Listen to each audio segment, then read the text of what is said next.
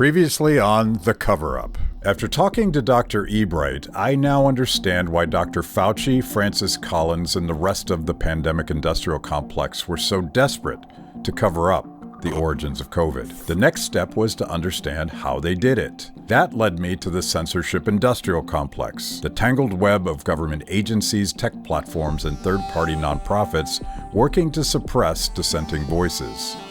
To dig deeper, I'm meeting with Matt Taibbi, the independent journalist whose reporting on the Twitter files exposed the true extent of the security state's coordination with big tech to control the narrative.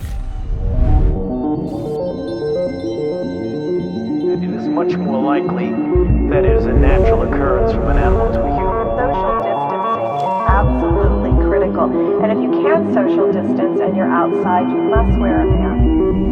The NIH and NIAID categorically has not funded gain-of-function research to be conducted in the Wuhan Institute of Virology.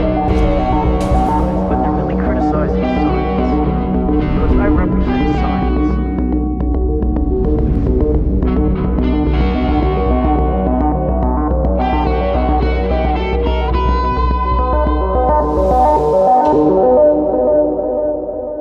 So Elon takes over Twitter.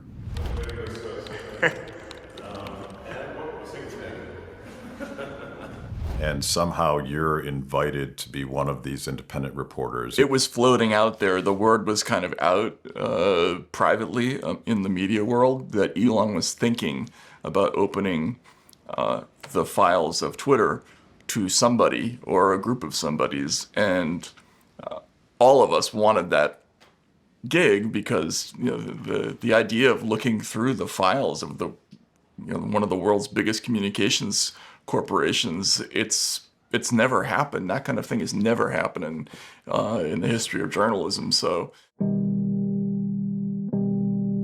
when he called, he wanted to meet the next morning, and I went out to San Francisco and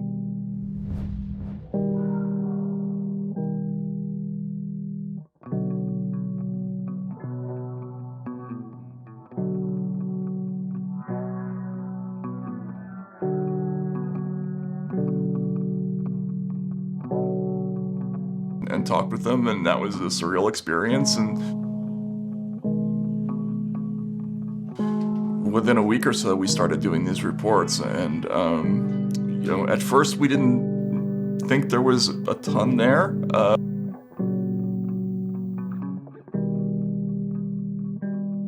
But then within about a week or so, we realized that there was quite a lot there.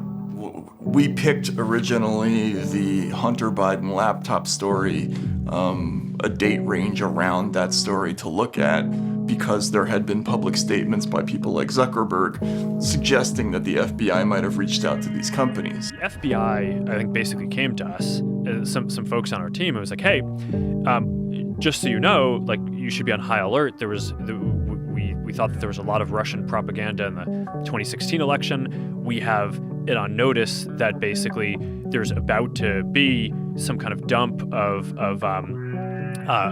that's similar to that. So just be vigilant. So my thinking was, well, maybe there's a letter from the FBI or some emails along that line. But we didn't find that. We found a bunch of stuff about that incident, but it was after that we suddenly started seeing all these emails that were marked up with things like flagged by FBI, flagged by DHS, flagged by GEC, as you mentioned. And, we start to think, well, there's an awful lot of these. What does that mean,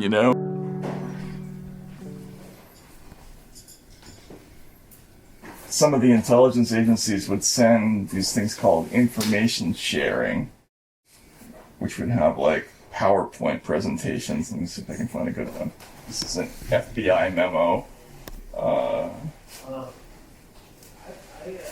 So it's sending information about an Iranian group, right?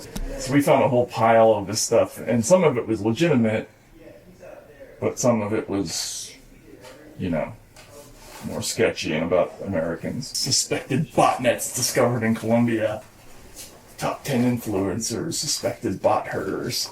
There are a number of Orwellian mechanisms through which the government is communicating with these platforms about content.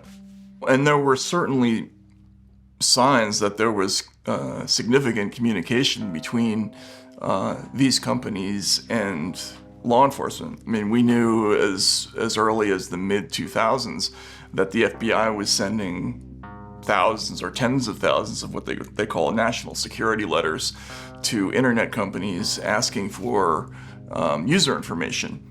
The revelation that the FBI and other security agencies were putting direct pressure on social media sites to censor speech was a bombshell. This wasn't just cowardly CEOs acting on their own. This was the government clamping down to enforce a narrative in flagrant violation of the First Amendment.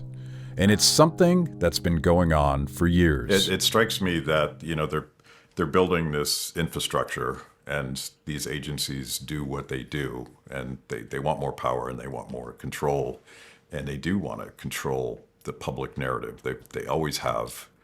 And then the pandemic comes along.